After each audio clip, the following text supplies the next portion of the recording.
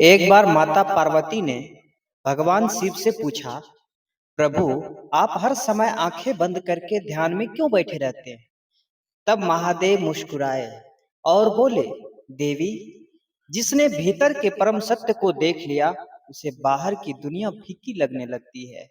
इसी गहरे रहस्य को सरल शब्दों में समझाए रहे हैं परम पूज्य गुरुदेव संत श्री अभय साहेब जी। आप सुनते रहिए सदगुरु कबीर साहब के अनमोल विचार, आपका ये अपना यूट्यूब चैनल कबीर वैराग्य सत्संग पर। आइए हम सब इस रहस्य प्रवचन को श्रवण करते हैं। बोलिए सदगुरु देव की जय। कबीर वैराग्य सत्संग में आपका स्वागत है। चैनल को सब्सक्राइब अवश्य करें। माता पार्वती ने भगवान शिव से यह सवाल किया कि आप ये आंख बंद करके क्यों बैठे रहते हैं और कोई काम धंधा वगैरह करना चाहिए। भगवान शिव ने कहा कि धरती पे जितने मनुष्य हैं, सभी मनुष्यों के जीवन का अंतिम उद्देश्य है सुख और शांति की प्राप्ति का। ठीक है, लोग अपने अपने तरीके से उसको हासिल करना चाहते हैं, लेकिन मेरा तरीका यही है, मुझको इसी से मिलता है, इसलिए मैं ऐसा करता। तो माता पार्वती ने कहा कि चलिए, दुनिया से आपको मतलब नहीं, हम आपकी पत्नी है कि नहीं? धर्म पत्नी है। भारतीय संस्कृति में पत्नी को अर्धांगिनी कहा जाता है। तो आपके जीवन के सुख का, दुख का, अच्छे का, बुरे का मैं आधे हिस्सेदार हूं कि नहीं हूं? तो जो सुख आप इस तरीके से प्राप्त कर रहे हैं, वो तरीका क्या आप मुझे नहीं बताएंगे? भगवान शिव आज पहली बार मुस्कुराए माता पार्वती के सामने, और माता पार्वती से वो कहते हैं कि प्रिय, ये बात तो सच है कि तुम मेरी पत्नी हो, मैं तुम्हारा पति हूं, लेकिन पति पत्नी होने के नाते तुम मेरी भौतिक संपत्ति को ले सकती हो, बंटवारा कर सकती हो, कुछ भी कर सकती हो, लेकिन ये एक आध्यात्मिक संपदा ऐसी संपदा है जिस संपदा का बंटवारा पति और पत्नी के रिश्ते तय नहीं करते, जिस संपत्ति का बंटवारा पिता और पुत्र का रिश्ता तय नहीं करता, जिस संपत्ति का बंटवारा भाई और भाई के बीच नहीं हो सकता। यह आध्यात्मिक संपदा एक ऐसी संपदा है जिसको समर्पण पूर्वक एक शिष्य ही ले सकता है, दूसरा कोई नहीं ले सकता है। हे पार्वती, जिस शांति, जिस ध्यान, जिस अध्यात्म की बात तुम मुझसे जानना चाहती हो, वह एक पति बनकर के एक पत्नी को नहीं दिया जा सकता। यदि तुम वह मुझसे लेना चाहती हो तो मुझे खुशी है कि आज पहली बार तू पूछी है कि आप ये क्या कर रहे हैं। इससे पहले तो कभी पूछे भी नहीं थे, और आज पहली बार पूछी हो तो ये जान लो कि ये तरीका सबको नहीं बताया जा सकता, और ऐसे बिना पूछे, बिना जिज्ञासा प्रकट किए नहीं बताया जा सकता। आज आपने पहली बार मुझसे सवाल किया है कि आंख बंद करके आप क्या करते हैं, इससे क्या मिलता है। इस सवाल का जवाब अब मैं दूंगा, लेकिन उस सवाल का जवाब एक लोटा जल सब समस्या के हल उसमें नहीं निकलेगा। तब क्या होगा? इस सवाल का जवाब इस जो दिया जाएगा वो सत्संग के माध्यम से दिया जाएगा, वो ज्ञान कथा के माध्यम से दिया जाएगा। और ध्यान रहे कि यह इतना गुड़ रहस्य है कि उसको भीड़ में भी नहीं दी जा सकती। इसको देने के लिए एक एकांत स्थान चाहिए, और वह एकांत स्थान खोजते खोजते खोजते खोजते हिमालय पर्वत की ओर, जिसको हम लोग अमरनाथ के गुफा कहते हैं, अभी कहते हैं ना, वो अमरनाथ के गुफा में शिव जी क्यों गए थे? पूछिएगा कोई जल चढ़ाने वाले से।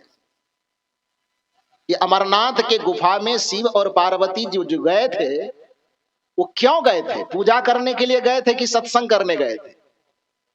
क्या करने गए थे? इधर वाले तो नहीं जानेंगे, इधर वाले तो जल चढ़ाने वाले। हाँ,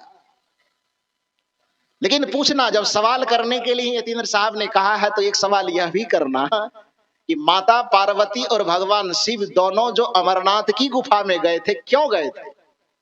सत्संग करने की जल चढ़ाने? सत्संग करने गए थे, अमर कथा सुनने। वो अमर कथा क्या है? ये सत्संग की जो कथा हो रही है, यही अमृत की कथा है। ये सत्संग की जो कथा है, यही अमर कथा है। यही भगवान शिव माता पार्वती को सुनाने गए थे। दुर्भाग्य है कि जिस स्थान को भगवान शिव और माता पार्वती ने ध्यान का स्थान बनाया, जिस स्थान को माता पार्वती और भगवान शिव ने सत्संग का स्थान बनाया, आजकल अपने आप को सनातन धर्म का ठेकेदार कहने वाले लोग भी जल चढ़ाने वाला स्थान बना दिया है। बनाया कि नहीं बनाया? वो ध्यान वाला स्थान नहीं रहने दिया गया उसको, वो सत्संग वाला स्थान नहीं रहने दिया गया। और कहने में, सुनने में आपको ये गर्व की अनुभूति होगी कि भगवान शिव और माता पार्वती के बीच में जो आध्यात्मिक अमर कथा हुई, आध्यात्मिक सत्संग की कथा हुई, जैसे भगवान कृष्ण और अर्जुन के बीच में जो आध्यात्मिक कथा हुई, उस ज्ञान ग्रंथ को श्रीमद् भागवत गीता कहा जाता है। और जो माता पार्वती और भगवान शिव के बीच में जो सत्संग की अमर कथा हुई, उसको गुरु गीता कहा जाता है, जो हमारी भारतीय संस्कृति में उपलब्ध। लेकिन उसको पढ़ने नहीं देगा आपको।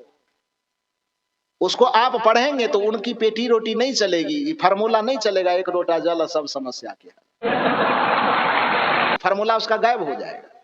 क्योंकि पूरे शिव और पार्वती के बीच का जो संवाद है, वह संवाद पारक सिद्धांत से, सदगुरु कबीर के विचारधारा से, यदि आप इंची से सेंटीमीटर से नाप सकें तो 1 इंच भी इधर उधर खिसका हुआ नहीं।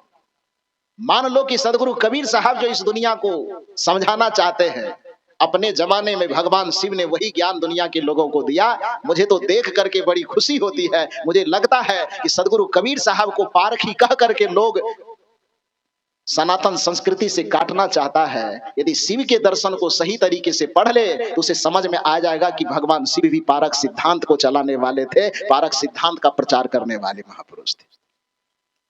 लेकिन उसके उन सिद्धांतों को ढका जाता है, वह बातें उनके नाम पर चलाई जाती है जिन बातों से शिव का प्रचार हो कि ना हो, धर्म का प्रचार हो कि ना हो, अध्यात्म का प्रचार हो कि ना हो, भरम और अंधविश्वास के घेरे में रह करके आदमी उसका थैला भरता रहे, उसका घर परिवार बाल बच्चा बढ़िया से रहे, आपके बच्चे जल चढ़ाते रहे, उनका बेटा विजेत में पढ़ करके डॉक्टर इंजीनियर बनते रहे, कलेक्टर बनते रहे, यही काम है उनका। खैर, मैं मूल रूप से आपसे निवेदन यह करना चाहता कि पूरे सनातन की जो संस्कृति है वो सदगुरु कबीर के सभ्य दर्शन से, चिंतन से बिल्कुल मिलता जुलता है। मैंने कहा कि आप गीता को देखें, वो विचार का ग्रंथ नहीं, वो विचार का ग्रंथ है, विश्वास का ग्रंथ नहीं है। रामचरितमानस, अब आप कहेंगे कि अपने मन से कह रहे हैं, तो एक प्रसंग और मैं सुनाऊं आपको। जब 14 वर्ष वनवास समाप्त करने के बाद राम जी अयोध्या लौटे, तो अयोध्या लौटने के बाद उनके मन में आया कि अपने पूरे नगरवासी को जमा करके 14 वर्ष जो हम ऋषि मुनि ज्ञानी ध्यानी संत महापुरुषों से मिल करके कुछ सीखा है, अध्यात्म की बातें, भक्ति की बातें, धर्म की बातें, ज्ञान की बातें, ध्यान की बातें, सब लोगों को तो वहां जाने का मौका नहीं लगेगा, क्योंकि सबके पास तो दशरथ जी और कैकेयी जी है नहीं कि सबको 14 वर्ष वनवास भेजेगा। ये तो केवल मेरे पास था जो 14 वर्ष के लिए हमें भेज दिया, मौका मिल गया हमें। लेकिन सब तो जंगल जा नहीं सकते, उतना फुर्सत किसको है कि 14 वर्ष घूम घूम करके ऋषि मुनि संत महात्मा से मिले। ये 13-14 वर्ष तक जो हमने अध्यात्म का अमृत, ज्ञान का, भक्ति का, धर्म का अमृत हमने अर्जित किया है, वह अमृत अपने जनता के बीच में वितरित करूं, यह श्री राम जी के मन में ख्याल आता है। एक दिन लोगों को सूचना भेजवाकर पूरे नगरवासी को इकट्ठा किया अपने सभा में, और उस सभा में बैठ करके वह उपदेश करने की बात सोचे कि भाई, जो मैं उपदेश नहीं संदेश कही, उपदेश सब नहीं दे सकते, सबका अपना अपना अधिकार क्षेत्र होता है। एक होता है आदेश, एक होता है उपदेश, एक होता है संदेश। आदेश देता है अधिकारी लोग, और उपदेश देता है जिस ज्ञान को स्वयं के चरित्र में जिसने उतार लिया है, उस चरित्र के माध्यम से दुनिया को प्रेरित करना, ये उपदेश कहलाता है। ये अधिकार ज्ञान, ध्यान, साधना और चरित्र से संपन्न व्यक्ति को ये अधिकार होता है कि दूसरे को उपदेश कर सके, दूसरे को कुछ शिक्षा दे सके।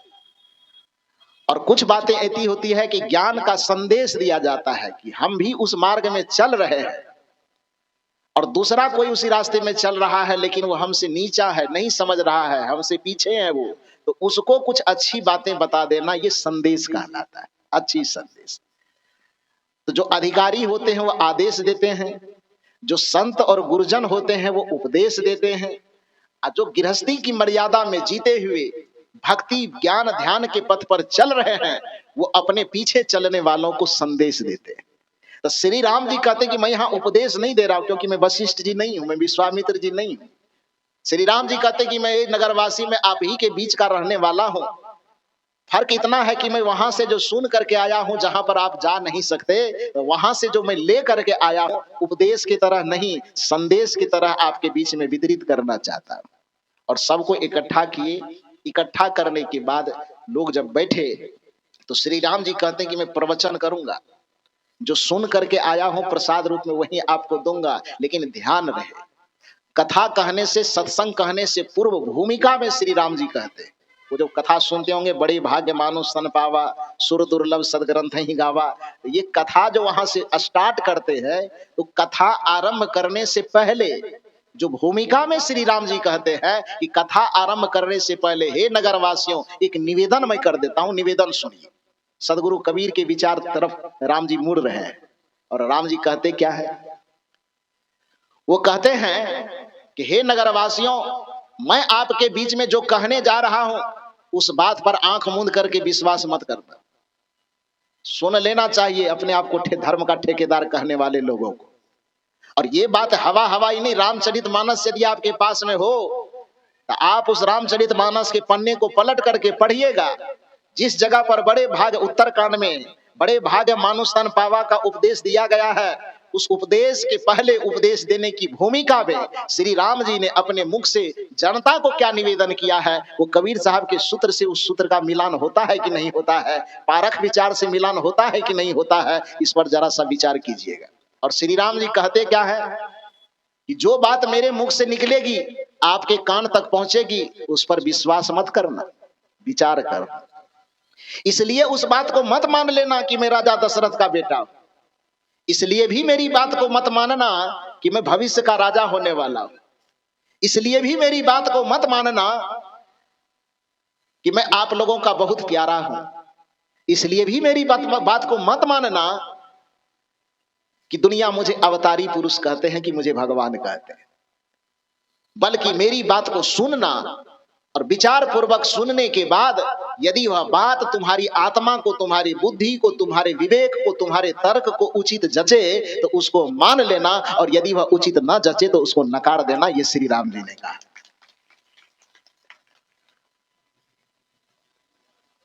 इसको आप चौपाई में यदि सुनना चाहते हैं तो चौपाई में सुन लीजिए। श्री राम जी कहते हैं, पूरे नगरवासी को बैठा करके कहते हैं कि नहीं अनीति कछु नहीं प्रभुताई। ध्यान से सुनिए, ये चौपाई मैंने नहीं बनाया, और ये चौपाई सदगुरु कबीर साहब की परंपरा को मानने वाले किसी कबीरपंथी ने भी नहीं बनाया, कि निर्गुण मार्ग में चलने वाले किसी संत ने भी नहीं बनाया, बल्कि सगुण विचारधारा के प्रबल प्रचारक गोस्वामी तुलसीदास जी, जो श्री राम जी के अनन्य भक्त हैं, उस रामचरितमानस में इस प्रसंग को श्री राम जी के मुख से कहलवाया है। उत्तरकांड में अपनी जनताओं को संतों का संदेश देने से पहले श्री राम जी ने उस में निवेदन पूर्वक जो भूमिका बनाई है, उस भूमिका में श्री राम जी कहते हैं, नहीं अनीति कछु नहीं प्रभुताई, सुनहु करहु जो तुम्हि सुहाई। क्या मतलब निकालेंगे इसका, विश्वास करना। क्या कर रहे श्री राम जी की, आंख मूंद के जो मैं कह रहा हूं भगवान हो, डायरेक्ट एकदम आंख मूंद और कान को बंद करो और जो मैं कहता हूं वो मान लो, ऐसा श्री राम जी ने कहा। श्री राम जी कहते हैं कि मेरे द्वारा जो संदेश आपको दिया जा रहा है वह नहीं अनीति। अनीति मतलब नीति के विरुद्ध, नीति में अ उपसर्ग लगा, जो अनिषेधात्मक उपसर्ग होता है संस्कृत व्याकरण में। अब उस उपसर्ग प्रत्यय ये तो आप लोग समझते ही होंगे, सब पढ़े लिखे लोग दिख रहे हैं। व्याकरण उपसर्ग और प्रत्यय क्या होता है, किसी शब्द के पीछे पहले लग करके जो उस शब्द के अर्थ में या तो उसकी विशेषता बढ़ा दे या उसके अर्थ में परिवर्तन कर दे, उसको उपसर्ग कहा जाता है। और किसी शब्द के अंत में लग करके उसका अर्थ परिवर्तन करे अथवा उस अर्थ की विशेषता बढ़ा दे, उसको प्रत्यय कहा जाता है। तो नीति में अ उपसर्ग लगा, जो अनिषेधात्मक उपसर्ग है संस्कृत व्याकरण। तो नीति में अ लग गया, अनीति मतलब जो नीति के साथ नहीं हो, नीति के विरुद्ध नहीं हो, नीति के विरुद्ध को अनीति कहा जाए। श्री राम जी कहते हैं कि नहीं अनीति, जो बात मैं कहने जा रहा हूं अनीति पूर्वक बातें नहीं है, मतलब नीति के खिलाफ नहीं है। नहीं अनीति कछु नहीं प्रभुताई। प्रभुताई मतलब प्रभुता का विशेषण है प्रभुताई। प्रभुता मतलब ताकत, प्रभुता मतलब सामर्थ, और गांव देहात की भाषा में कहें तो दबंगई, रंगदारी। श्री राम जी कहते हैं कि मैं राजा हूं या राजा का बेटा हूं या राज परिवार से आता हूं, इसलिए ये मत समझना कि कोई बात मैं प्रभुता में कर, दबंगई में कह रहा हूं।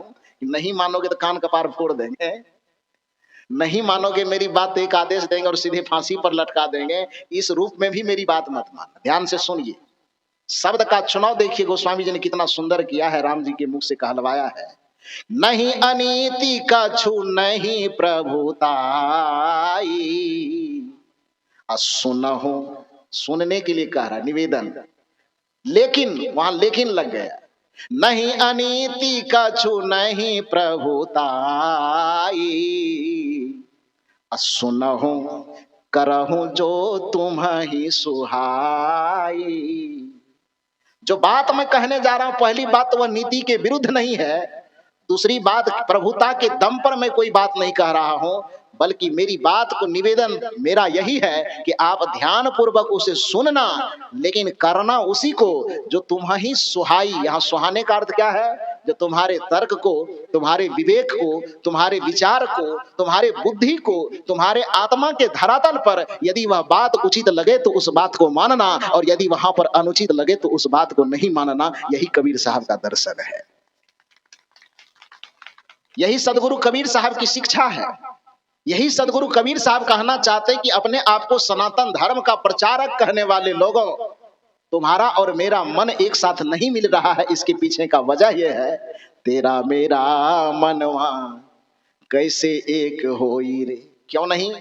तू कहता कागज की लेखी, और असल बात तो यह है कि कागज की लिखी बात भी नहीं कहता है। कागज में भी जो लिखा है वो बात भी कम से कम कह दे। सामने में कागज भले रखता है, लेकिन बात वही करता है जो अपने मन में आता है। कागज की लिखी यदि बात कहता, तभी जो मैं बात बता रहा हूं क्या ये कागज में नहीं लिखा हुआ है? यदि गीता की बात मैं बता रहा हूं तो क्या वो कागज में नहीं लिखी हुई है? यदि मैं रामचरितमानस की बात बता रहा हूं तो क्या वो कागज में नहीं लिखी हुई है? यदि मैं वेद की बात बता रहा हूं तो क्या वो कागज में नहीं लिखी हुई है? जिस ग्रंथ का नाम लिया, गुरु गीता का नाम लिया, क्या वो ग्रंथ में नहीं लिखा हुआ है? लेकिन ग्रंथ की लिखी बात भी तो वो नहीं करते। कबीर साहब लगता है थोड़ा सा उदारता दिखाए, इसलिए कह दिए। यदि थोड़ा और कड़कपन में आता तो ये कहना चाहिए कबीर साहब को कि तू कहता मन की लेखी, कि अपने मनमानी में जो आता है तो वो कहता है, शास्त्र की बात भी तू नहीं कर रहा है। लेकिन यहां सदगुरु कबीर साहब जी थोड़ा उदारता दिखा रहे हैं और उनसे कहते हैं, तेरा मेरा मनवा कैसे एक होई रे, तू कहता कागज की लेखी, मैं कहता निज आंखन देखी। तू कहता कागज की लेखी, मैं कहता निज आंखन देखी। तेरा मेरा मनवा कैसे एक होई रे। तू विश्वास की बात कर रहा है, मैं विचार की बात कर रहा हूं।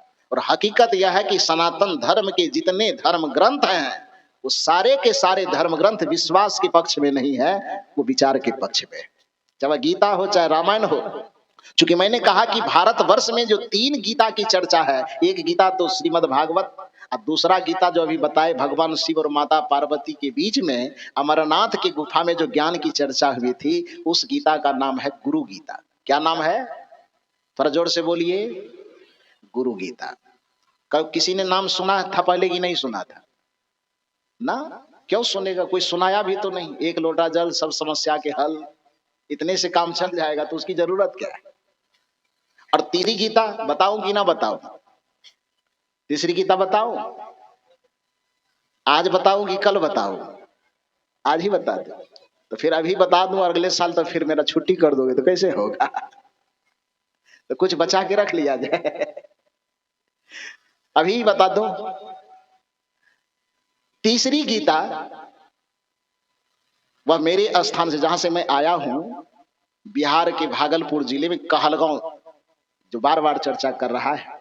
अभी हमारे संतगण चर्चा कर रहे हैं, संचालक महोदय बार बार उस जगह का नाम ले रहे हैं। वो कहलगांव भागलपुर क्षेत्र का इलाका है। वो कोहल ऋषि जो अष्टावक्र मुनि के पिता के जन्म स्थान के नाम पर उसका नाम कहलगांव है। कोहल ऋषि, पहले प्राचीन जमाने में उसको कोहलगांव कहा जाता था। बाद में जब अंग्रेज आए तो उन्होंने उसको, चूंकि वो नाक से बोलते थे बेचारे, तो उसको कोहलगांव नहीं कहा जा रहा था, तो कोलगांव कहा। आज भी वहां पर जो सरकारी जमीन वगैरह का दस्तावेज है उन कागजों में कोलगांव ही लिखा हुआ है। तो पहले कोहलगांव, अंग्रेज आए तो हो गया कोलगांव। अब अंग्रेज चले गए, जब अपना बिहारी लोग आए, भारत के लोग आए, तो उन लोगों ने सोचा कोहलगांव भी ठीक नहीं है, ये कोलगांव तो और नहीं ठीक है। तो उसको थोड़ा बॉडी में सुधारते सुधारते सुधारते क्या बना दिया, कहलगांव। वस्तुतः वह कोहल ऋषि का जन्म स्थान है। कोहल ऋषि कौन है? अष्टावक्र मुनि के पिता। और अष्टावक्र मुनि के है, इसको तो जानते होंगे आप लोग।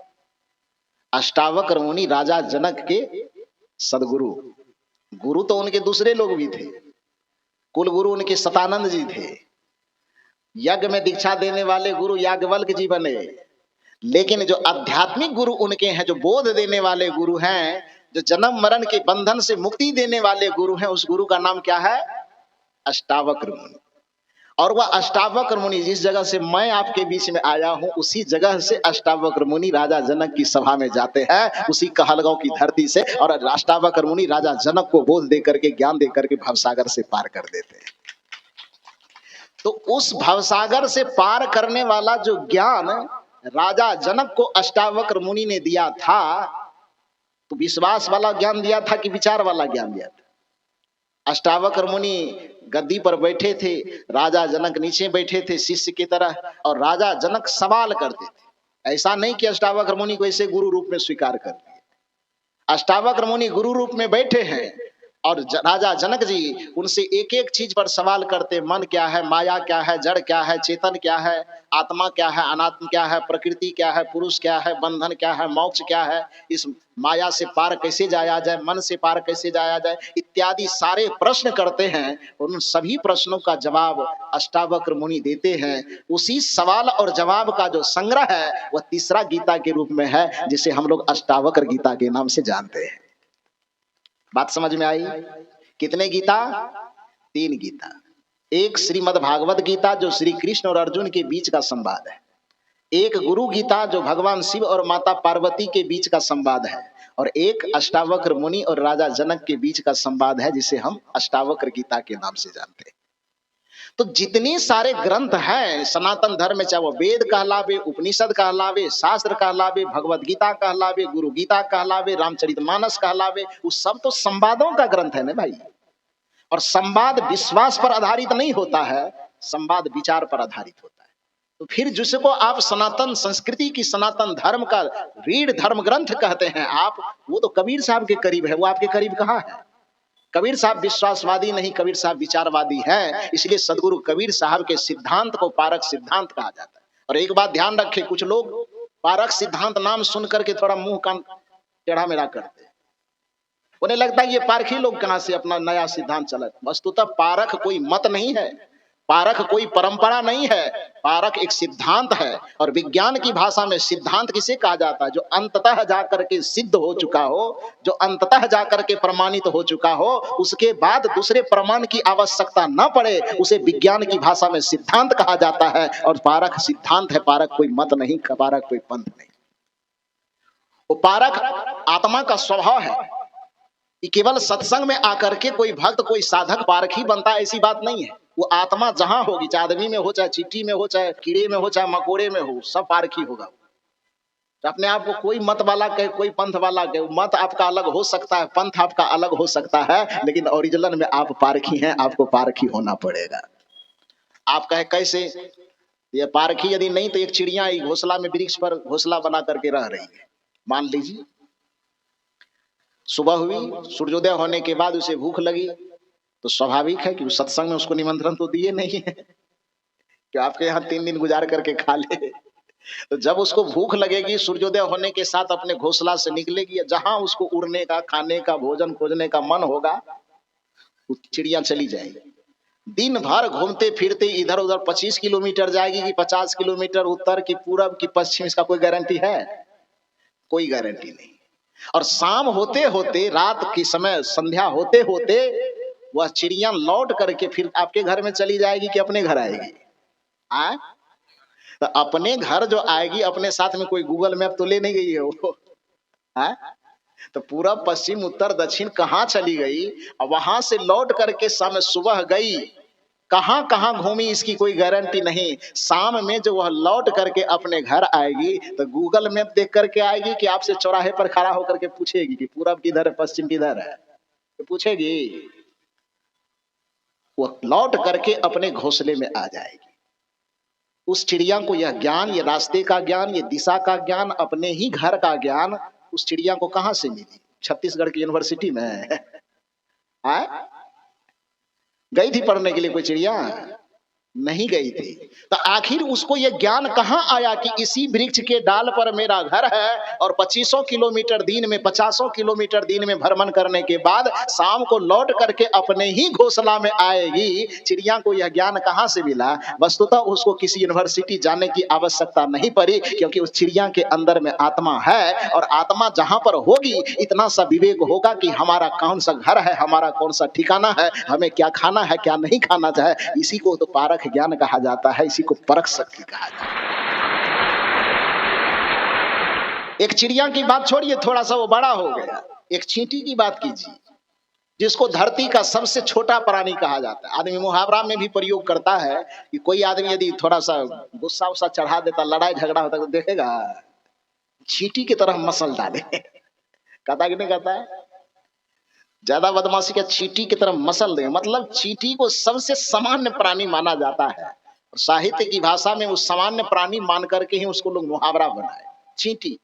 तो जो एक सामान्य सी चींटी है, उस चींटी के सामने में 1 केजी बालू में 1 केजी चीनी मिला करके रख दीजिए, और उस चींटी को बस, वो तो छोड़ दी, छुटा हुआ है ही, चींटी को स्वतंत्र रूप से वहां पर जाने दीजिए। आपसे सवाल यह है कि वह चींटी उस चीनी के साथ साथ बालू को भी खा जाएगी? खाएगी क्या?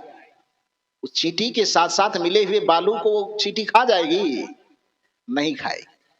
अथवा क्या वह चींटी बालू में मिले होने के कारण उस चीनी को भी छोड़ देगी? तो क्या करेगा? चीनी चुन करके खा जाएगी और बालू को छोड़ देगी। आप यह बताइए कि यह ज्ञान की चीनी ही खाने योग्य चीज है, बालू खाने योग्य चीज नहीं है। चींटी को यह ज्ञान कौन सी यूनिवर्सिटी में जाकर के मिला? छत्तीसगढ़ की यूनिवर्सिटी में कि बिहार की यूनिवर्सिटी में? कहाँ मिला? क्या वो सत्संग सुन करके ये ज्ञान हासिल किया है? नहीं, बल्कि उस चींटी के अंदर भी आत्मा पहले से मौजूद है, और आत्मा जहां होगा उस आत्मा में इतनी सी परख की शक्ति होगी कि बालू छोड़ने योग्य चीज है और चीनी खाने योग्य चीज है। इसी परख की शक्ति को तो अध्यात्म की भाषा में पारक सिद्धांत कहा जाता है, और यही कबीर साहब समझाना चाहते हैं कि आत्मा जहां है वह पारक स्वरूप है, आत्मा जहां है वह ज्ञान स्वरूप है, आत्मा जहां है वह चैतन्य स्वरूप है। अहम शुद्ध चैतन्य ज्ञान स्वरूपम अजरहम अमरहम अखंडम अनुपम। यह आत्मा जहां भी होगी वह अजर स्वरूप होगी, आत्मा जहां होगी वह अमर स्वरूप होगी, आत्मा जहां होगी वह चैतन्य स्वरूप होगी, आत्मा जहां होगी वह ज्ञान स्वरूप होगी, आत्मा जहां होगी वह पारक स्वरूप होगी। यही सदगुरु कबीर साहब समझाना चाहते हैं। इसलिए यदि कोई पारक सिद्धांत कहे और कुछ कहे तो मुंह नहीं लटकाना चाहिए कि ये पारखी वाला लोग है, हम लोग दूसरा वाला। नहीं नहीं, आत्मा जहां है वो सब पारखी है, चाहे और किसी मत में हो, चाहे और किसी पंथ में हो, निर्गुण में हो कि सगुण में हो। या कबीर साहब की परंपरा में ही बहुत सारी परंपराएं हैं, लोग 12 गिनाते हैं, कुछ तो 12.5 कहते हैं, पता नहीं आधा कहां से ले आते हैं। तो जितने भी हैं, आप जहां है वहां ठीक है, लेकिन मूल बात यह समझिए कि पारख नाम सुन करके आपकी भौहें तननी नहीं चाहिए, आपका चेहरा दाएं बाएं टेढ़ा मेढ़ा नहीं होना चाहिए। पारख कोई परंपरा, पारख कोई मत, पारख कोई पंथ नहीं है, बल्कि पारख क्या है? एक सिद्धांत है। पारख आत्मा का स्वभाव है। इसलिए सदगुरु कबीर साहब की जो बीजक है उसके अंत में जो पाठ फल में कहा गया है, साखी जो 10-12 साखियां है, उसी साखी में एक बात आती है कि बिन सत्संग, ये पारख बिन परिचय नहीं, बिन सत्संग न जान, दुविधा तजी निर्भय रहे, सोई संत सुजान। ये बीजक के पाठ फल है कि जब तक आप अपने पारक स्वरूप को नहीं समझेंगे, जब तक अपने चैतन्य स्वरूप को नहीं समझेंगे, जब तक अपने विवेक स्वरूप को नहीं समझेंगे, तब तक आपको आत्मा का परिचय नहीं होगा, तब तक आपको बंधन और मोक्ष का परिचय नहीं होगा। बंधन को छोड़ करके तब तक आप मोक्ष में स्थित नहीं हो पाएंगे। इसलिए अपने आत्मा के स्वरूप को समझिए, पारक के स्वरूप को समझिए। अब भ्रम, अंधविश्वास और आडंबर से बचते हुए सच्चे अध्यात्म, सच्चे ज्ञान और सच्चे ध्यान की शिक्षा जहां मिले, ऐसे सदगुरु के शरण में जाकर के अपने जीवन का कल्याण कर लीजिए, अपने जीवन का उद्धार कर लीजिए। और ऐसे सदगुरु, ऐसे संत सम्राट सदगुरु कबीर साहब है। कुछ लोग यह कहते हैं कि कबीर साहब सनातन के खिलाफ है ना। हम लोग अपने दृष्टि से जब उसका विवेचन करते हैं तो गुरुवर कबीर सनातन के खिलाफ नहीं, बल्कि सनातन के सबसे बड़े समर्थक हैं।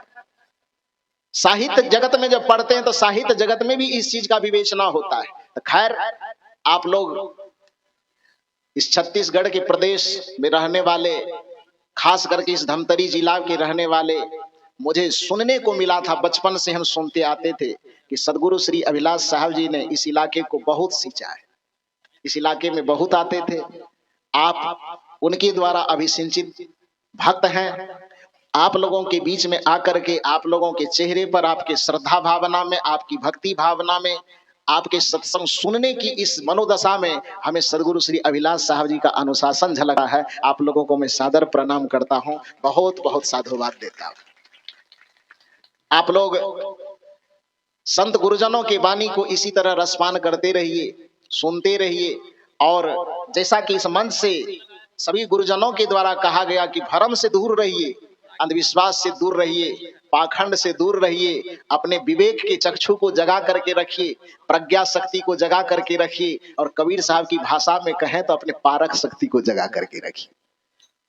जैसे उस पारक शक्ति का प्रयोग नमक, दाल, हल्दी, चना, मटर, टमाटर खरीदने में जैसे उसका प्रयोग करते हैं, मिट्टी की हंडी तक खरीदने में जैसे उस पारक शक्ति का उपयोग करते हैं, उसी पारक शक्ति का उपयोग आप सत्संग में भी कीजिए, उसी पारक शक्ति का उपयोग आप धर्म कथा में भी कीजिए, उसी पारक शक्ति का उपयोग आप धर्म ग्रंथों पर भी कीजिए, उसी पारक शक्ति का उपयोग आप भक्ति, भजन, ध्यान, साधना में भी कीजिए। तो आपको कोई डगमगा नहीं सकेगा। आप सदगुरु कबीर साहब के बच्चे हैं। और आप इतना ध्यान रखिए, नीति यह कहती है कि शेर का बच्चा हमेशा शेर होता है, शेर का बच्चा कभी गीदड़ नहीं होता है। आप कबीर के बच्चे हैं, आप पारख के बच्चे हैं। आपको अपने विवेक शक्ति को बुझने नहीं देना है, उसको हमेशा जगा के रखना है। और किसी के द्वारा ठगाना नहीं है, किसी के द्वारा लुटाना नहीं है, किसी के द्वारा शोषित नहीं होना है। इस बात का ध्यान रखेंगे। शादर जय सद्गुरुदेव। आप सुन रहे थे परम पूज्य गुरुदेव संत श्री अभय साहेब जी के मंगलमयी विचार। ऐसे ही लाभप्रद विचारों को सुनने के लिए चैनल को सब्सक्राइब करें